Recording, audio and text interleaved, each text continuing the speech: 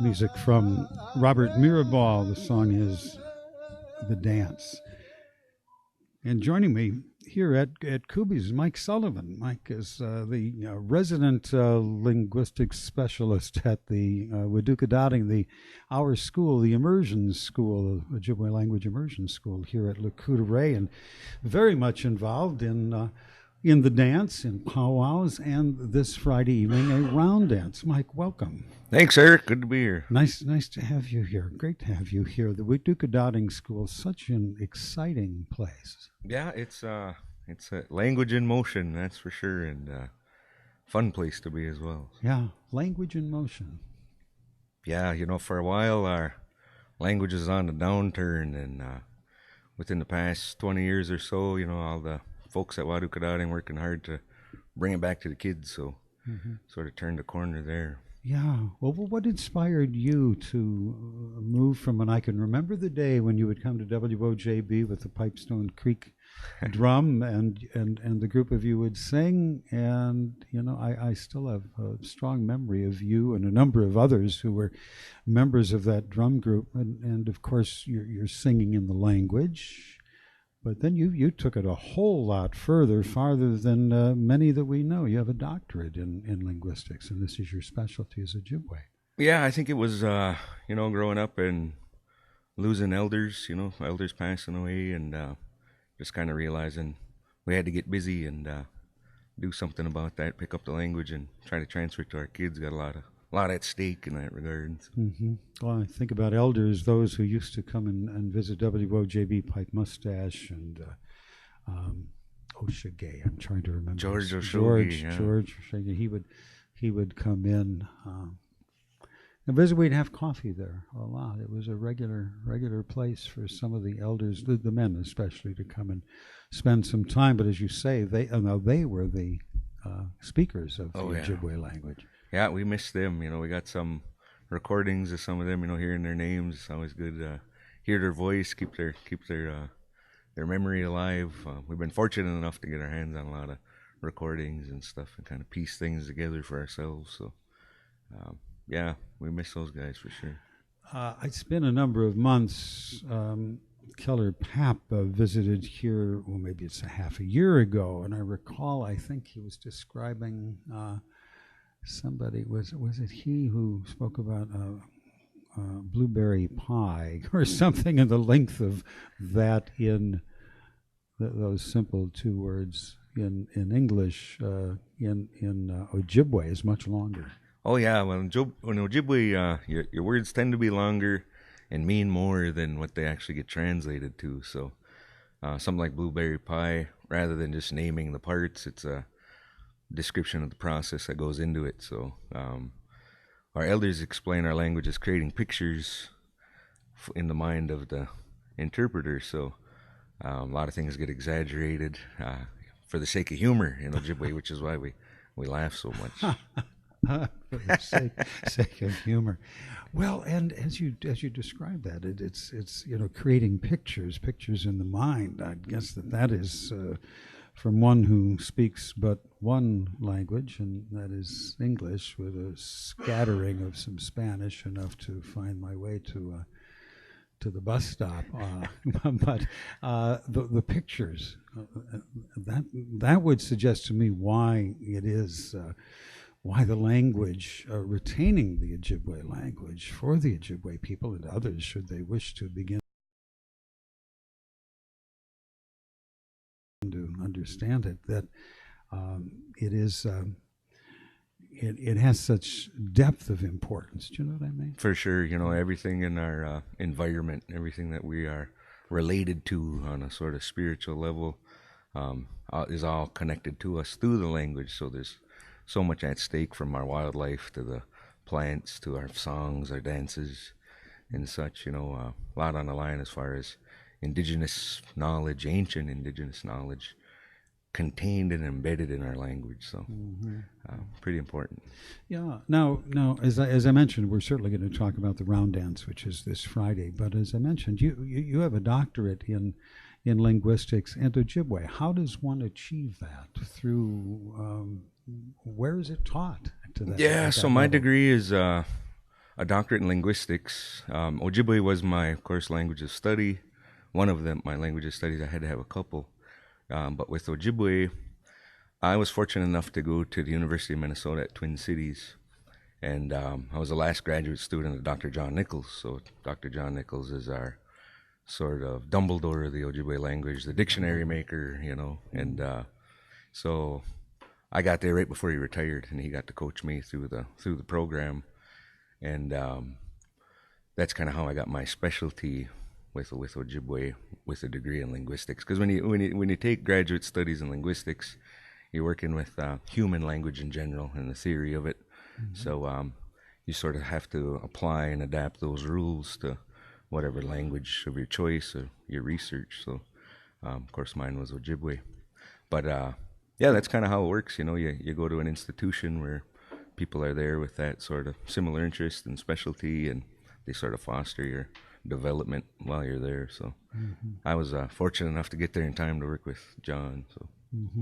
Well, now, linguistics involves even at a very fundamental level, or perhaps it's not fundamental, it's just how the voice works and how things flow from within and through, and how the mind creates. Yeah, there's so many different sub-disciplines of linguistics, you know, from articulatory phonetics, phonology, to morphology, syntax stuff that I work with, and as well as language acquisition and all of that. So it's fascinating stuff. And important, you said Ojibwe, of course, your specialty, English, likely your first language. Yeah, English is my first language. But in other languages as well, and I guess that's important to have some breadth of understanding. I think for sure, if you're a language teacher especially, and a speaker of the first language of your students, so for us English, it's a common language to sort of describe the differences, because the differences between a language like Ojibwe and English are vast, and to understand both the languages pretty good is definitely an advantage to teaching.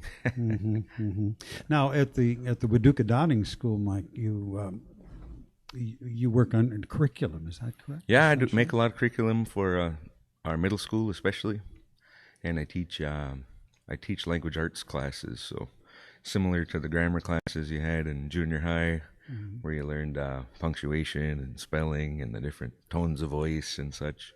We do the same thing in Ojibwe, about Ojibwe. So that's sort of where we take the kids who have been exposed to Ojibwe and been immersed in Ojibwe up until 6th grade, and then really go into detail on the description and analysis of how Ojibwe works, and in hopes to improve their speaking abilities too. So. Well, how does, for example, it work, Ojibwe compared to English? My name is Eric. How might I say that in Ojibwe? My name is. I think the most striking difference is word order when you come into Ojibwe. So in Ojibwe, it'd be more authentic to say it backwards. So Eric Indigenikaz would be literally, I am called Eric. It gets translated to my name is Eric. That's another sort of fundamental difference is the art of translation, right? Going from Ojibwe into English really takes a lot of skill. It's not a one-to-one map. And I think for early language learner, that's important to know that it's not always just a case of saying what your English mind thinks in the Ojibwe. I mean, that's the case at first, but further you get through your language development, you start to think and pattern in Ojibwe rather than English. So, sure. I've recently and have spent some time visiting Mexico, and I have friends who are fluent, and I am anything but fluent. But I can recognize that they are those who are English speakers first, but now speak Spanish fluently. They are as likely to first words come out in Spanish because clearly their ideation, their thinking is happening in that language. Yeah, it helps to have the demand to use it every day, right? And that's the advantage people have when we do language learning as a hobby, and there's no real demand to speak it and use it and interpret it. It's a much slower pace than being in the environment where it's the language of communication. I think it's wonderful to be able to be fluent in a number of languages, because there's different things going on in the mind. Yeah, that's for the sure. case. It is an expanding discipline or practice. Well, Mike Sullivan, this Saturday night, the Friday night, round dance. Now, round dance, powwow. What's the difference?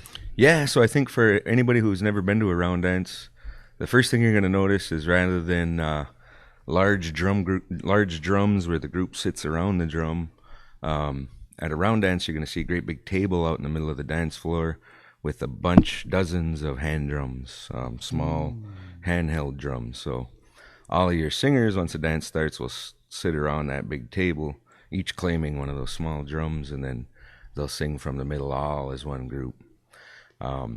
And then rather than wearing dance regalia, everybody coming in their outfits, you'll see more of a formal type of dress with ribbon shirts, ribbon skirts. A lot of people wear their moccasins. And then the dancing goes clockwise, usually holding hands in a sort of circle and dancing to a sort of 1-2 sort of beat, and they'll dance sideways. So you hear a couple different types of songs at a round dance rather than straight intertribal songs. You hear round dance songs like I just described, or lady songs are traditional Ojibwe Kwe Nagamon, the fast beat sidestep songs. So that'll be a key indicator of where our singers are from. We have a lot of singers coming in from all over North America, and some of them are classic Cree style round dance singers with the slow type of beat, and then some of our more local Ojibwe relatives will be bringing their classic Ojibwe style, old style sidestep songs. So it's really energetic and lively environment, and I think everybody who attended last year was our first annual really left there with a good feeling and sort of a positive vibe, and you could feel that in the room all night long. It was exciting to be there. So we've been working hard. We got a community-based committee, representatives from our different tribal educational institutions. So we have representation on our committee from the college, LCO school, Wadukodaring, our FACE program at LCO, as well as other community members. So we've been working hard at getting the community to chip in and help us fund it. We don't have any one source of funding. We rely on community contributions of our various programs and entities, and I want to say miigwech to all of our sponsors throughout the community for putting it together one more time to have our second annual Reclaiming the Children round dance is the name of it, and it's an effort to bring all of our families together and have fun on a cold February evening in Wisconsin. So. Well, it's going to be a little cold. It's been colder this week. You say hand drums, not the big drum around which. Yep, these ones. Yep, these ones are about maybe foot 14 inches in diameter, and usually one-sided. So your bottom side will have a handle on it, and then I'll use a shorter stick, and it's like a syncopated beat with a little snare scratch on the back of the hide, so it sounds like a ba-boo, ba-boo, ba-boo, kind of pulsating heartbeat kind of beat to it. And it's a really popular style in North America. Here at Lakota we sort of received our teachings from our Cree relatives to the north in Canada, and we sort of follow the teaching that they gave us. And so we'll start with a feast at 5 o'clock. 6 o'clock we'll go into our pipe ceremony, and then 6:30 we'll have the first round of the hand drum contest. So we're sponsoring some prize money for the singing contests, and that'll start at 6:30. 7 o'clock is when we hope to kick off the actual round dance and start off the proceedings officially, and then we should go till midnight, 1 in the morning, something like that. It's usually a pretty late night. Yeah. A hand drum contest. It's been a number of years since WOJB hosted at least 2 hand drum contests. Yeah. Those are great events, and I think a lot of people had asked about that over the years. You guys ever going to do that? And I think that's kind of what our round dance was sort of born from, was that original style of singing. The music that you would hear at the hand drum contest, that's the same kind of music that you hear at the round dance. So that our relatives in Bad River put on a round dance for the past 5 or 6 years, and they sort of encouraged us to pick one up down here so we could sort of piggyback with them. So our round dance is Friday, Bad Rivers is on Saturday night. So it's sort of this evolving event that we've been doing for a while, since the WOJB hand drum contest I days. think it was a Bad River group that won the first WOJB hand drum contest. I think it was too. It may have been. Yep. Now, as I think about it, there will be several persons in the competition. Is that correct? Yeah, we have. I mean, there's one perhaps drumming or several with the hand drums. Yeah, so we have a couple different contests we're putting on. One of it, the big one, is the 5-person hand drum contest for 18 and up adults. So you have to have 5 singers, and first place for that is $2,500. So that's a pretty significant prize. And then we have a 5-person youth contest. So for 17 and under, they'll be competing. Grand prize for that is $500. Then we'll have our ladies backup singing contest.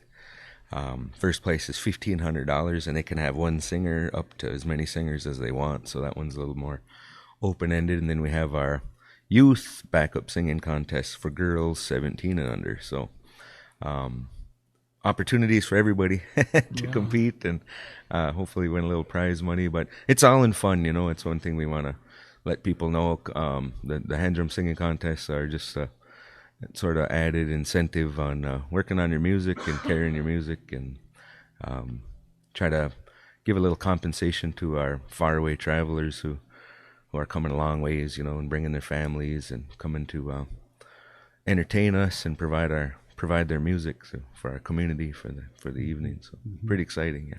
Again, my guest this morning is Mike Sullivan. Mike is curriculum at the Lacoudre's Waduka Dotting School, the art school, the Ojibwe language immersion school here at Lacoudre, and of course working with the community here on this Friday evening's round dance. And again, round dance as opposed to a powwow. The powwow, the big drum, horizontal, around which a number of singers gather, and you mentioned the backup singers. Oftentimes women will be behind the men singing as well.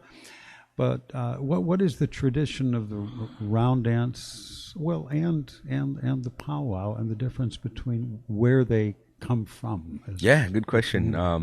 So I think locally, I can only speak on behalf of our powwow here, and powwow itself originates among the Omaha, and what we know as powwow today was sort of born out of the Buffalo Bill, Wild West shows out in Wyoming. But locally, we have a little different story. Our people here didn't receive a large drum, big drum, until the late 19th century, mid-19th century, and with that, we received a whole ceremonial repertoire to go with our big drum. We still have 2 of those drums in our community today. Our social powwow dancing was born out of the show powwows that were typically put on for the entertainment of tourists and visitors. So locally we have this tradition of History Land and being out in Hayward with the late Tony Wise, and that's sort of how our powwow grew from that here at Lacoudre, through those original ceremonial drums, of course, and then later the social use of the large drums. And then, it's a big tradition here at Lacoudre, and something that we're really proud of is our singers and our music. We have a lot of music here in our community. So that's the origin of powwow as we know it here. With the round dance is a little different story. There's multiple versions of that as well, multiple teachings associated with that. The particular teaching locally here that I mentioned earlier, we receive from the Cree. We are closely related to the Cree through language and cultural sort of customs. And so it was the Cree people we received our current interpretation of the round dance here at Lacoudre, and that derived out of a way to honor and pay homage to our relatives and our ancestors who've gone on before us. So it's a time that we remember them. And even in our local round dance here in LCO Friday night, there's going to be opportunities for families to sponsor memorials. So we started this last year where people would donate for a spot dance. So maybe they gave $20, and then we'd we would announce for them who the relative was, and they'd write up a short little description. And we did that throughout the night, and families kept contributing to that. And all the money that they donated went to the dancers, you know. So whoever was dancing, it was like a lucky spot dance, but we had an opportunity to remember their relatives. And so it's kind of a special night, you know. It's got a special kind of feeling to it when we come together for a round dance, and we start off with tobacco and ceremony. As I mentioned before, it'll be a 6 o'clock pipe ceremony. That's where we'll sort of open it officially. So those are the main differences in origin between the two. And like I said before, the dress and the dancing as well as the music is a little bit different too. Yeah. Here, as you said, with the round dance Friday evening, more formal, as you somewhat called it, maybe a ribbon shirt. And ribbon shirt, ribbon skirts, very popular among the ladies. A lot of times people will wear their fancy moccasins, and but you know, you won't go all out with your bustle and the headdress and everything else. You know, usually it's just a kind of formal type of dress up your best. Yeah. And did we mention where? It'll be at the Seven Winds Convention Center, so right across the street. Yeah. Last year we had over 600 people, almost 700 people sign in. Yeah. So we're going for a record crowd this year. Casinos, hotels packed, it's booked. You know, we bring a lot of revenue into the community by having this event. You know, the restaurants do really well, the slots do really well. So I think it's a win-win for everybody, and we really want to extend the invitation. If you didn't get to make it last year, come check it out. It's definitely worth it. If you get there by 5 o'clock, you'll even get supper, you know, through our feast. We'll have coffee and water throughout the night, so it'll be a real good time. Well, I know there's an admission button, a souvenir button at the Honor the Earth powwow, and of course you're one of the MCs at the event there. Of course, is there an admission for this? There isn't. It's a free, open to everybody. So if your kids want to go, you got to come and supervise your kids. Of course, it's not a drop-off event, but open to the public. You don't have to be native. You don't have to be from here. If you're in the community visiting, come check us out. It's open to everybody, free admission. Yeah. And of course, it's the Seven Winds Casino adjacent to where we are right now, which is Koobie's Coffee at the corner of Highways B and K here at Le Coudray, and the other corner is the Seven Winds Casino, and we're going to be broadcasting it live, by the way, from the Seven Winds Casino, the convention center there. So folks will see it adjacent part of the hotel. We're really grateful for WOJB, you know, always helping us out and broadcasting our events. Last year we were live. Honor the Earth live every year. That's one of the bonuses, you know, of LCO powwows, is having our native radio, you know, our Anishinaabe radio, and broadcasting from the res. And it's real fortunate for you guys, real thankful for you guys for doing what you do. Well, and we'll be coming out at 100,000 watts this time. I think the Honor the Earth powwow, we were operating at a far less power, but now we have a state-of-the-art digital transmitter up on the tower and a 400-foot tower. So we're kicking this story out a long, long way, Mike. All right. Yeah. Are you raising? You have children? Do you have? I do. I have 4 kids. Yeah. 4 kids, and they're learning the language as well. Yeah, they all speak Ojibwe and understand it pretty good. My oldest is alumni of the school, and the younger 3 are all still in school there. So. Yeah. Well, Mike, I want to thank you very much. Yeah. Thanks for having me. Thank you for coming in. Really appreciate all right. it. It's great. The round dance this Friday evening here at Le Coudray at the Seven Winds Casino.